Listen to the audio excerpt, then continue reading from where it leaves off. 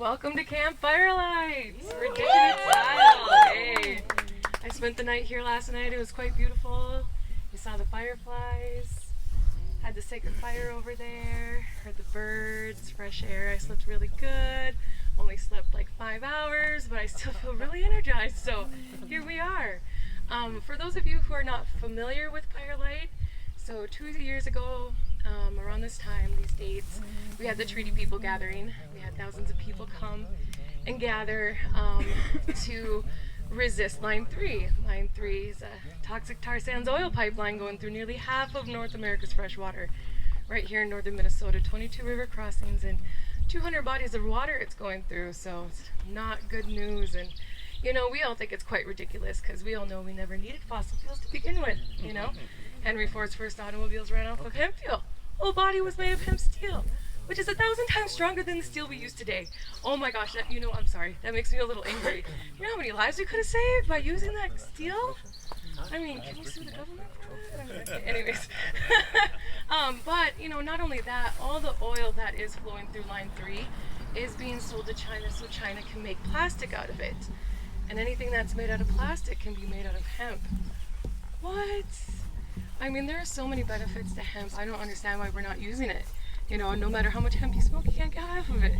It's those darn oil barons and the cotton farmers and the wood producers who used racism to make hemp illegal, because you can grow it in your backyard and not have to rely on these ridiculous oppressive corporations who just want to make money. I mean, so 2 years ago at this time, we descended upon the Mississippi. And there were 1,000 of us, and we took up this whole road, and we had Jane Fonda and some other celebrities here. And so we used that opportunity to make our way to an Enbridge easement, because the pipeline's right here, and they had a huge easement built right here, and they were making their way this way. They haven't reached here yet, and so we were able to get onto the easement and occupy it. And we had amazing people show up, and we were able to, and the sheriff worked with us and our treaty rights to perform our 7-day ceremony. So the first day we used to prepare and get there, and the next 7 days we entered into ceremony where we prayed.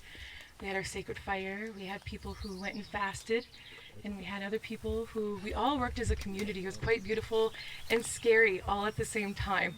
And when I mean scary, I mean if you've ever been arrested for praying and brutally manhandled by officers, it's scary to know that they are waiting less than a mile ready to pounce on you and arrest you and your aunties in a very brutal way when all you want is just to save the water.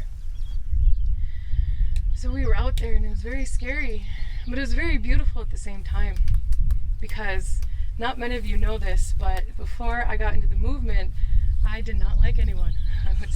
You could catch me on my couch anytime, not talking to no one. I didn't know. I want nothing to do with none of it. I don't know. No. And then I heard about and saw my sisters at Standing Rock, and I knew like I have to be by their side whenever they start showing up to fight for the water. And so when Line 3 started happening, I started showing up, and I started meeting beautiful people, and it really restored that faith and that hope that we are beautiful. We can work as a community. There are like-minded people out here. And Camp Firelight was so beautiful because you saw so many people come together and work as a community. You had people asking, "Are you okay? How you doing? Did you drink your water? Do you need anything?" It was such a beautiful experience to go into a group of people like that and have so many people care about you. I mean, in the town I live in, I can't even go over to my neighbor's house and ask for sugar. They're looking at me funny and telling me to get off their lawn. Like, yo, can you just at least not kill the dandelions? Like, don't spray that stuff in my yard. I need to make some dandelion jelly. Jeez, you know, let's... But anyways, so we were able to occupy this Enbridge easement for 8 days, stop construction for 8 days. And we were able to, and we didn't have any incidents out there. The sheriff worked with us, with our treaty rights, to perform our ceremony. It was such a beautiful experience. And so after those 8 days, the sheriff had to work with us, and we were trespassing. So I would say, about 40, 50 of us volunteered to get citations for that day? 51 of us got citations that day. and charges were all eventually dropped. And just recently, yes. There is something though I do need to say about that experience also, is that when we were occupying that Enbridge easement, we were swimming in the Mississippi River. We were drinking the water out of her. We were witnessing the fact that there was life in the Mississippi, the frogs and the fish, you know. And so not that long after we occupied that Enbridge easement and received citations, Enbridge fracked out toxic chemical fluids into the Mississippi to where our fish developed blisters and they died. And even possibly today, I suggest not going into that river, for you might get rashes, which has been very common throughout near the pipeline and the rivers. People have tried to go in them and swim in them and they develop rashes, and some people got scared last year, they got monkeypox. Was it monkeypox? They just went swimming in the river next to the pipeline.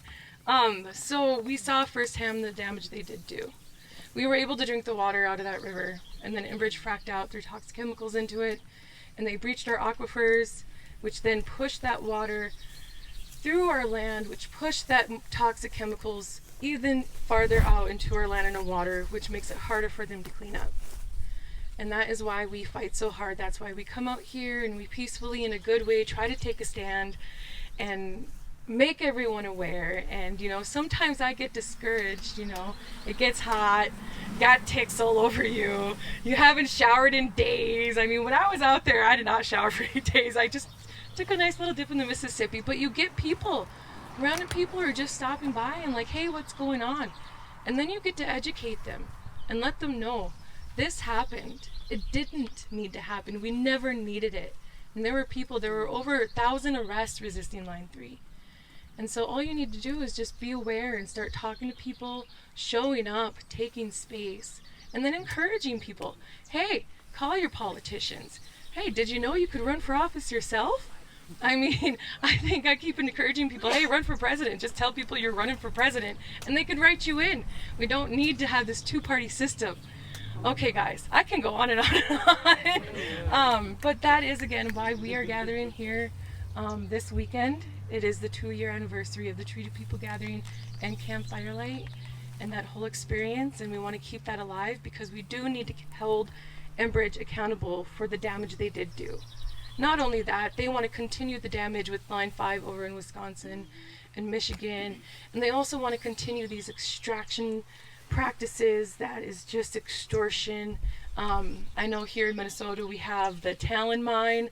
They want to mine, nickel?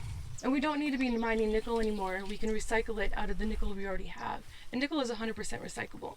And they do have technology to where it's not harmful to the environment to recycle this nickel. So I don't understand why we're not creating clean jobs by recycling the nickel we already have in the refrigerators that are in the landfills and our old cars that we're not using. People will feel more better recycling and going to these places and collecting this lithium than destroying Mother Earth and tearing a hole in her and polluting the water and the land around her, that the people can't even thrive off that land anymore.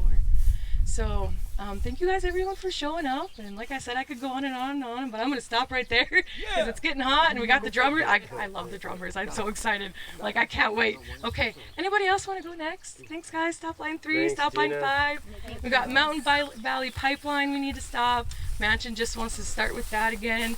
Just happened last week. And then the Willow Project, that's another fossil fuel project we do not need. That's really going to destroy us. So if you don't know anything about that, look it up. Thanks, guys. Thank you.